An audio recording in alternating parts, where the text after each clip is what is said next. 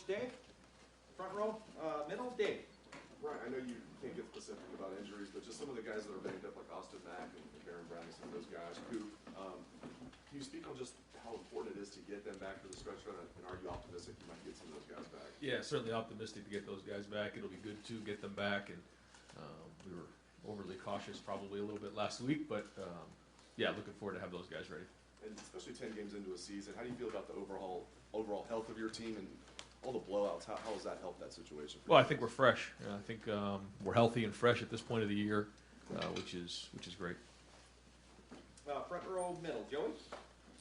Ryan, this is kind of maybe the way the schedule worked out, kind of different, where you have Penn State, Michigan back to back. If you had like a magic marker and could devise the Big Ten schedule, would you rather play Penn State in October instead of so close to Michigan, or are you fine with it? Again, I think it's all computer generated, so it doesn't really matter. And like I told the guys, we don't make the schedule, and all we do is, we're going to just take 1 week at a time and worry about the things we can control. And Sean Clifford's been their quarterback. Obviously, this will be your first time playing him after playing Trace McSorley for all those years. What do you think makes him unique as a passer? I don't know what makes him unique as a passer. I think as a quarterback, he has a good combination of escapabilities, got good spatial awareness. He can get himself out of trouble, accurate throwing the ball. You can tell he's competitive and tough and well prepared and a good leader. Front row left, Mitch. Ryan, Justin was a few weeks ago was talking about his schedule and how all of his classes are online, and I'm wondering how much are you aware of whether the players have online classes, are going to class, have to go to class on a certain time, and do you prefer that online situation because it gives them more flexibility for football? Yeah, we're aware of everything. I mean, we make sure we know every week we go through on a Thursday meeting and go through every single class for every single guy in our team at length. That's a long meeting. We make sure we're up to the minute on what's going on. So for sure we know everything that's going on. And I think the online classes bring some benefits to the table for sure. And it's kind of different than the way we all grew up. Very not face to face, but it gives those guys some more flexibility. And so. I think a good mixture of the in person and then also online classes is good. Second row right, Kyle. What are some of the under the radar things that Justin has improved on in his passing game this season, other than just simply he's throwing the ball better? I mean, I think it's all the above. I think every week he gets a little better in each area. So it goes all the way from in the run game, identifying where he's going to go with the ball, because you have to make a decision on just about every run game or every play in the run game. And in passing, it's protections, it's identifying coverage, it's going through protections, it's understanding down and distance, throwing it away, anticipation, all the above. And were you on the scout team at all in New Hampshire? Yeah. It just, I guess, kind of speak to how difficult that job is. And are there some, I don't know, one or two guys that kind of shine every week on the scout team here this year? There's a lot of guys. We give the Scout Team Player of the Week award. We actually 4 guys each week, 2 on offense, 2 on defense, 1 skill, 1 line. And those guys are just as important as anybody else. The look is so critically important. And there's a lot of guys. There's a lot of guys who started off on the scout team that are playing on special teams or playing right now. And that's a great opportunity every day to go against really good players and to get better. Far left, Lori. Coach, how much of you wants to see your players absorb and enjoy the pageant trade this weekend, and specifically senior day on Saturday, and how much of you would prefer that they be in a hermetically sealed bubble where all they're focused on is what they have to do their 111? Yeah, I think it's easy to say enjoy the experience and say that. I think it's harder to do, but we will talk about that, and we talk about that each week. You got to enjoy it because time waits for nobody. And you have to grab onto this thing and hold on as tight as you can because, this is a special opportunity for all of us, and we have to make sure we understand that. And I think our guys do understand that. I think that they have appreciated each other and the moments, but, in big games like this, you're just so focused on what's going on, sometimes it's hard to really appreciate it all until it's all over. Urban, even at the end of his tenure, was talking about how special his first class of seniors was. because it helped him to establish the foundation of what he wanted to accomplish here? I imagine your feelings toward your senior class is similar heading into this weekend? Yeah, there's no question. We've been through a lot in the last couple of years, and love these guys with all my heart. And they've become family, and so certainly for those guys who are having their last game in the stadium like that, it is going to be emotional, and they deserve everything that they get in terms of praise and admiration from everybody in Buckeye Nation for what they've done, and it is a special group. Second row left, Bill. Ryan, I think you have, I don't know, right, a dozen fifth-year scholarship seniors on this team. Kind of a high number for a place like this. Just how have you seen that dynamic impact your roster this year? I think the maturity level is off the charts. I just think having grown men in your program, I mean, if they've been in our program for 5 years, they're grown men. And just the approach, they're almost like player coaches. And, they know what's right, and they're around the team, and the young guys more than we are. And there's a self-police going on right there, and those guys, mentor the younger guys and want to leave a legacy behind. I've heard that several times from many of the players. So having maturity like that is important, because you can tell guys until you're blue in the face about, if we don't show up this week, here's what can happen. But guys who have been through it before and have those scars, it's a little bit more real. How much do you and your staff talk with guys about their individual recruiting classes leaving an impact on the program? There's some guys from 2015 whose class started kind of wonky, but they seem to be finishing out the career strong. I just don't know if you measure that at all. Yeah, I mean, a little bit. I think that they have relationships they built when they came in together. There's a bond there when you come in as a group, but we don't talk about it all that much. There was a couple moments last spring where we grabbed one of the classes and said, now it's time to grow up. No longer are you freshmen. It's time for you guys to now step up. And so we'll do that, a little bit in the off season, but overall, it's not something we focus on. Front row right, Austin. Ryan, what's made KJ such a good fit for what you want to do with the passing game? I think KJ just got a tremendous way of just playing the game. He's got great body language for a quarterback. Like, certain receivers they know how to get open and they know how to talk to the quarterback with their body language. He understands space. He knows how to get open. He's crafty. He's been around. He's clutch. When you just think about all the plays he's made in his career, it's pretty amazing. And the production that he's had is off the charts. And it goes back, KJ's he's not 4'3", he's not 6'5", but he just has a way, like I think Bill Belichick says about the best thing about a receiver is he gets open and he catches the ball. And that's what KJ does. It just seems like, I'm trying to think of the right way to phrase this. Last year they had the three seniors and he chose to come back, but they overshadowed him a little bit. There's been a lot of talk about Olave or Garrett Wilson this year, the whole thing. It just seems like he's on the brink of these records, but has never really had the spotlight to himself. What is it, about him that has made him so valuable? Well, I mean, our team knows, in this room right here, when we have our team, the spotlight is on him because he is a team captain and one of the more decorated receivers in the history of the school, and his production, again, speaks for itself. But, and he kind of a leader by example in the way he goes about his business. And but again, I just think it's all those things. Some guys are just competitively tough.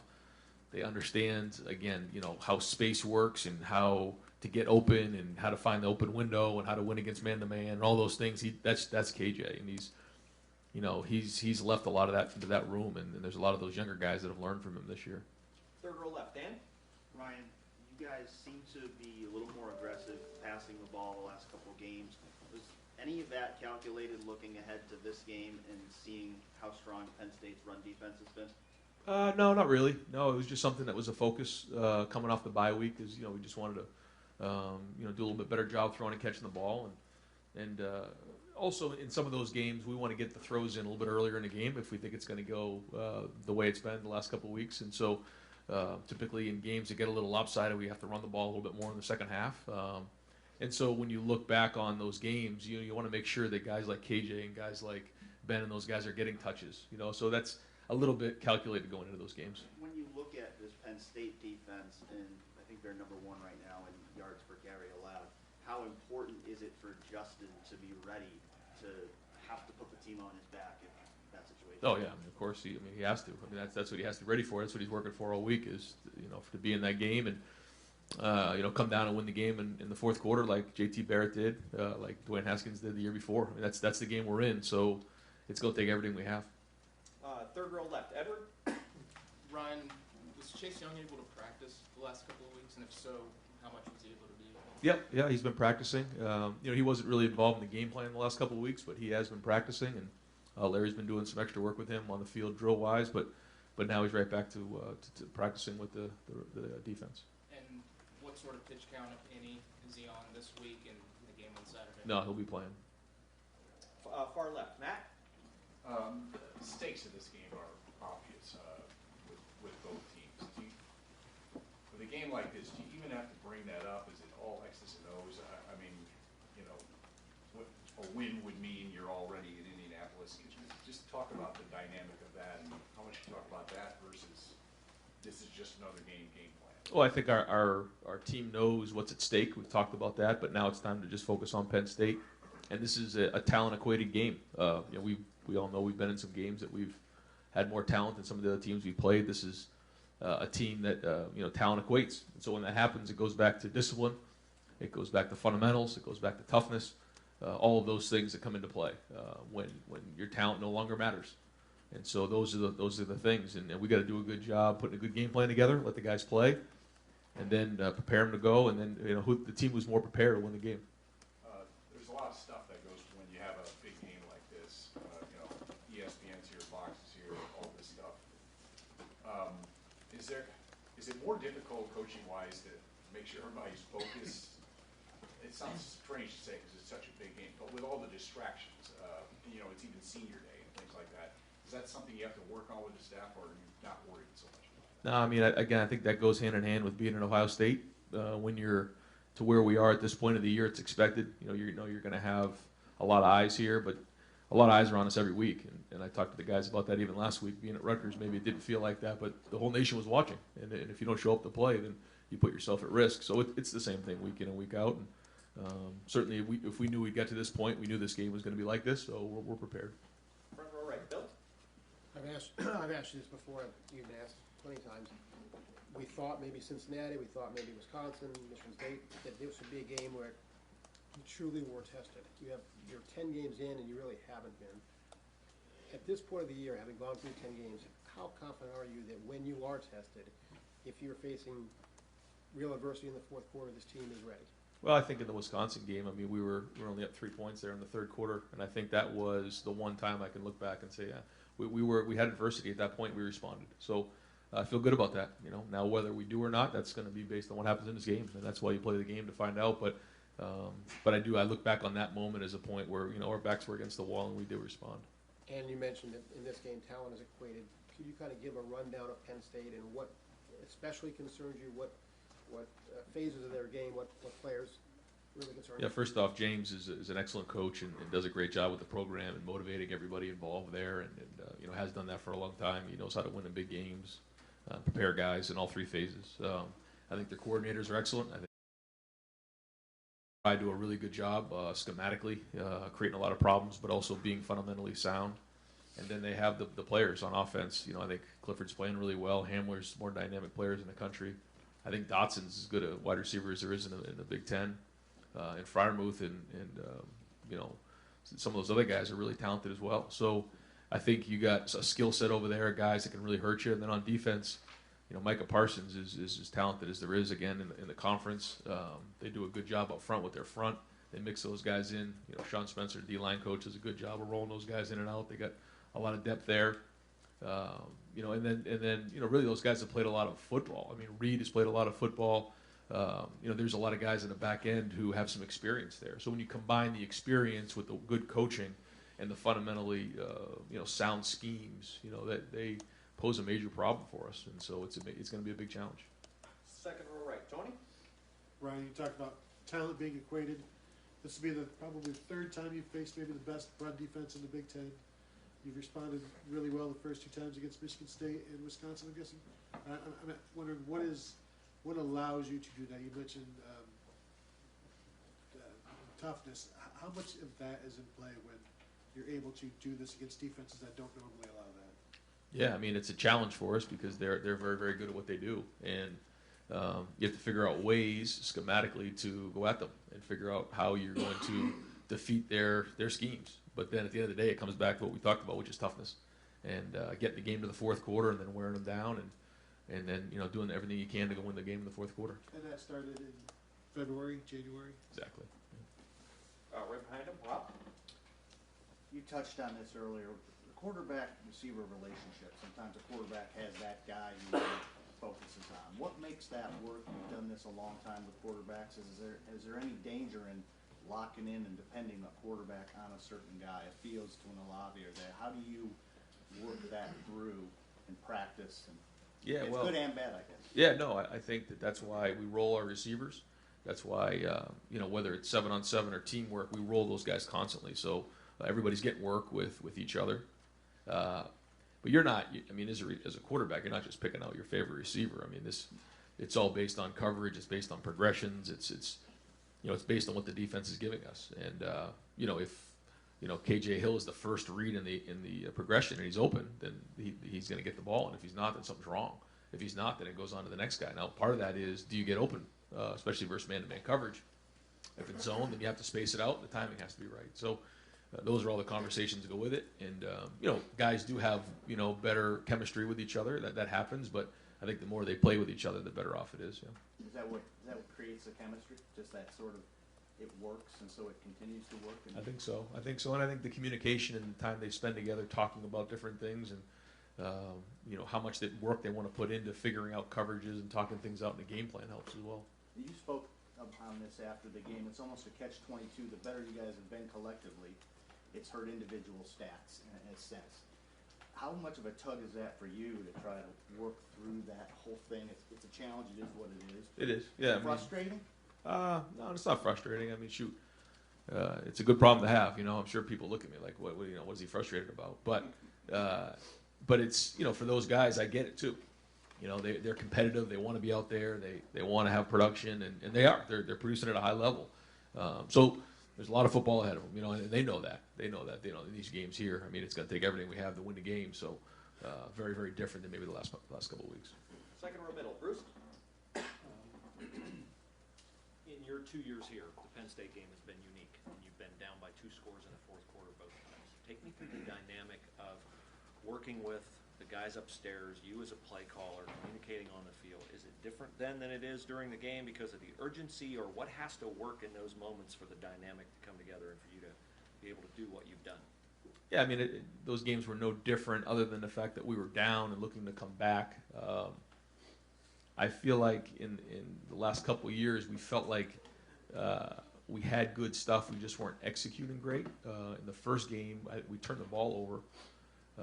The second game, we hit the tight end in the head with the ball. I mean, it was a great throw, and it was a turnover in the game. There was just some of those things that went on in that game, and we just felt like we had the right stuff, and we just had to hang in there. So, we've talked to our guys about that even this week. We got to come out to a fast start. The first game, the opening kickoff return for a touchdown. We kind of put ourselves behind the 8 ball in those games, and then, but to answer your question, it's just communication, just trying to figure out, like, do we need new plays, or are the plays working? We're just not executing them very well. And when you go against good defenses, things like that happen. So I wondered, in those situations, by definition, what you're doing is not working, or you wouldn't be down.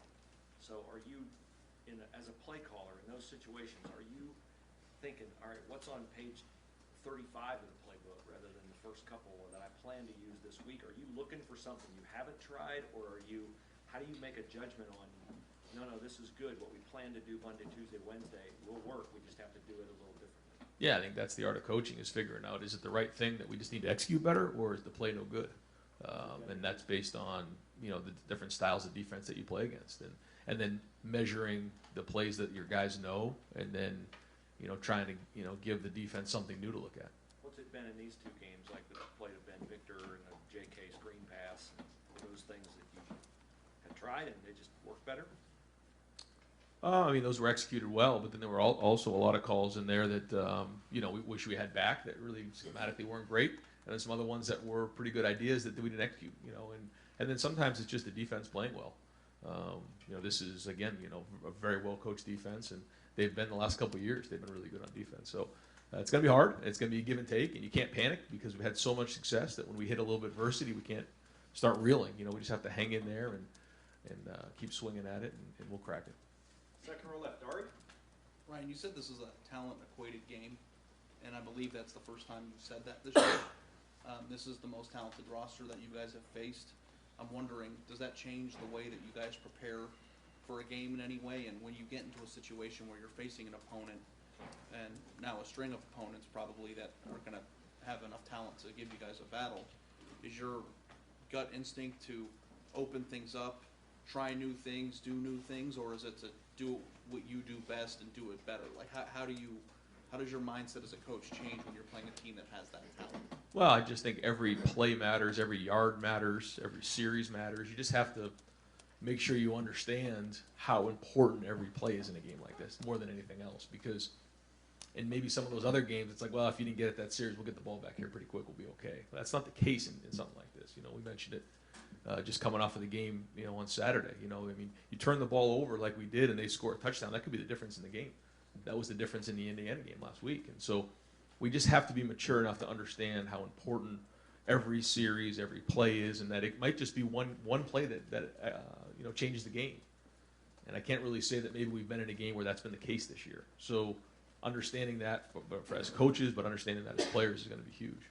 When you go through an entire schedule like this, and frankly, you haven't been able to say that, right? And no disrespect to some of the previous teams that you've played, but I'm wondering, how much do you guys think ahead during the season to teams that have the talent to match up? And is it something that you don't have the luxury like you did in previous weeks where you could run what you run at the base level and be just fine?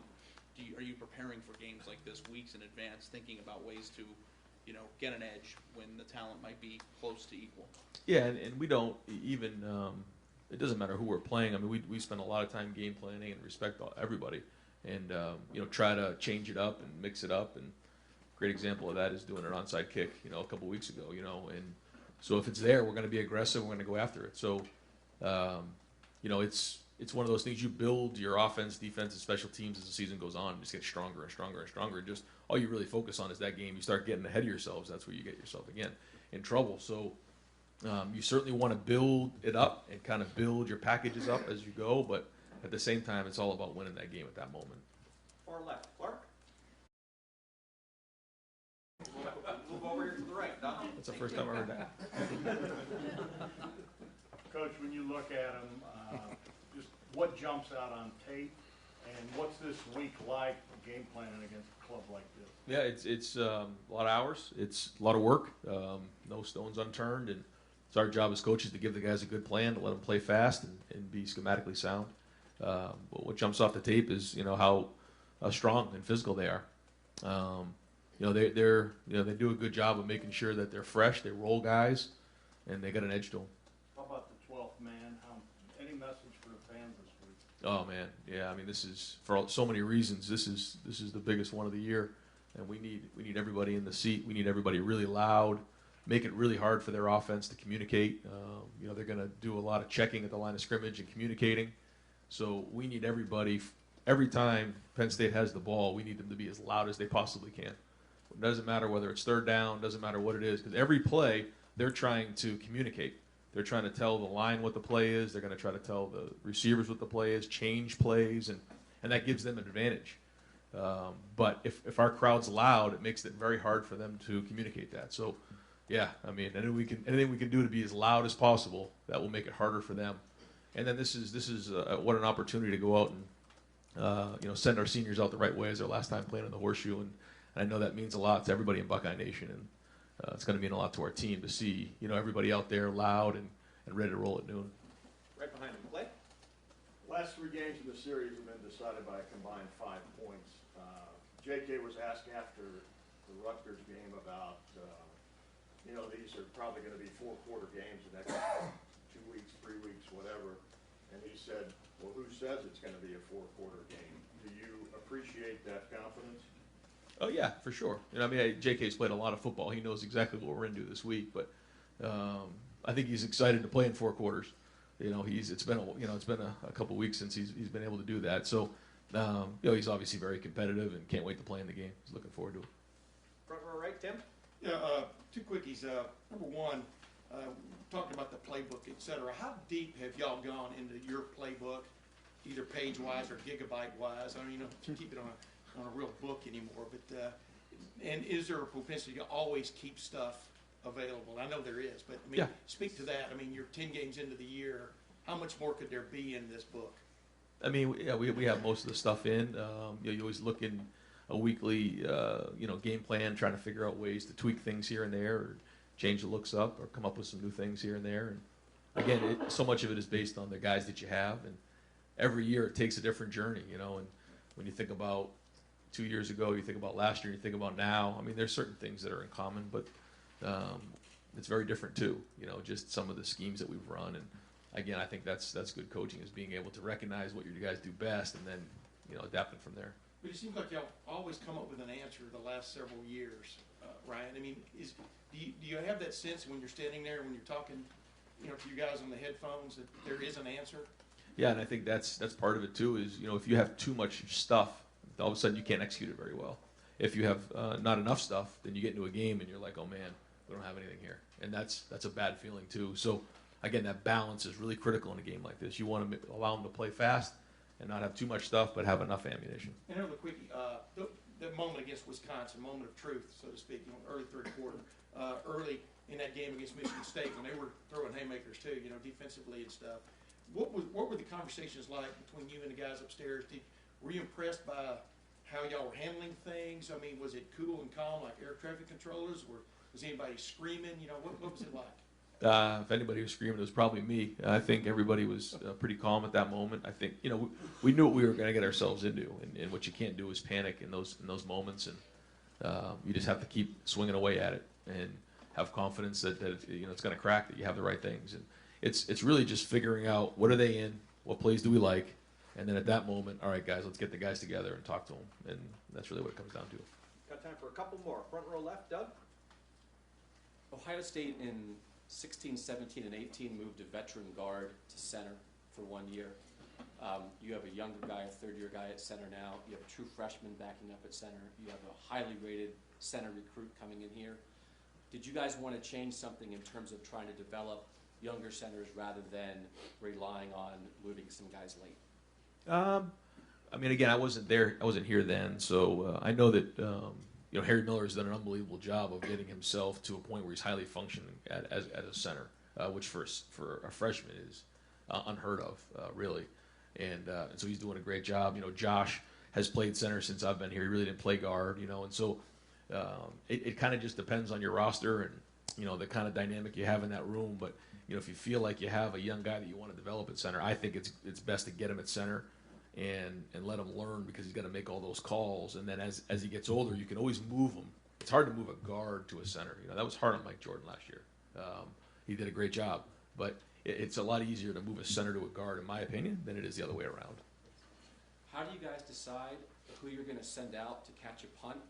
And not to call anybody out, but when you have a young guy muff a punt, how will that affect decision making going forward? Yeah, we decide during the week who's going to do it, and then sometimes we roll guys. But we have confidence in Garrett. He's certainly a young player who made a mistake, and he's going to learn from it and move on. But he's going to practice better. And again, a lot of it goes back to how you practice. If you're going to practice, intently and do a good job with that, then yeah, we're going to have confidence because we see it in practice. If for whatever reason we don't see it in practice, then we have to make a decision. But he'll practice well this week. And to follow up on what you've sort of been asked about, I mean, the last two Penn State games, again, you guys scored 2 touchdowns in the last 5 minutes, 2 touchdowns in the last 7 minutes to pull these things out. In that moment for you, as the play caller, are you completely calm? Is there electricity in your body? Are you confident? Are you worried? Is that what you live for? Are those the moments you hope you never get in that spot? What's that really like? Because, I mean, these guys play you tough. When you sit there and think about that, it's hard to remember. It's hard for me to remember what those feelings were like, because you're just you're in the game. I guess it'd be like asking, a guy who's playing in the game, how are you feeling in this moment? I was just playing, I was just coaching. I think that's really what it is. And you're not really thinking, you're just reacting, you're competing, and then once the game gets over, I remember last year running up to Coach Meyer on the field and be like, what just happened? You know, and like you just don't realize it until you get done with the game. You're like, that really happened? And because you're doing everything you can to try to get the right plays in and make sure the guys are in the right spot and do everything you can. So hard to remember exactly what was going on. And just the idea of, again, talking about how close the games have been with Penn State. So many teams have trouble playing Ohio State tough. You guys are really good. Is there something to the idea that a program can have a stronger belief of, hey, we could hang with these guys? Like, do you think Penn State coming into this game maybe has a different idea than many teams you play because they have proof of, well, you know, Ohio State beat us the last 2 years, but we pushed them right to the wire? Absolutely. Yeah, I mean, and the year before they won, right? I mean, so absolutely, they're a very, very good team, and you know, obviously they felt like they should have won both those games. So, yeah, I mean, they're going to come in here with a tremendous amount of confidence. And final question, 7th row right, Jeremy. Ryan, obviously, all the factors this weekend, the de facto championship game for the division, senior day, you have probably the biggest recruiting weekend of your year also coming up. How do you and the coaches handle all that stuff and still find time to make sure that you're prioritizing guys who are making their way here for a new game? You know, for a game like this, it's very difficult to spend a lot of time with those guys. There's just so much at stake, and I think most recruits understand that. They want to come and feel the atmosphere. They want to see what it's like to be here for a big game and feel that. That's what they're looking for, in my opinion, on a visit like this. They're not looking for a lot of one-on-one time with the coach or, you know, learn about our Real Life Wednesday program or anything like that. That's not what this visit is. And I talk to the guys all the time. Every visit, you're looking to check off a box, and this is a box to check off. You know what it's go. You know, to be playing for the Big Ten championship, and so you know, Mark and our recruiting staff got their hands full. I mean, we got a lot of people coming in, and they're gonna have to be really organized and do a great job. But to answer your question about the coaches, then it's not gonna get much face time because we're just so focused on this game. Is there a handful or a subset of guys you're like, you can get here on Friday, maybe better, or you know, stay later, or how do you work that out with the individual? Yeah. I mean, based on if they're still in the playoffs and if they have a game Friday night or not, we try to get them here early. Sometimes it's hard to get hotel rooms. I mean, there's a lot of logistical stuff that everybody on the staff is working on. But even on Fridays, you know, they're not going to get much out of us. You know, I have a hard time, you know, before games really focusing on talking to recruits and their families when there's such a big game like this. It's just the way it is. And then I'll hang with them all night afterwards. But it's just kind of the way it goes. Coach, thank you very much.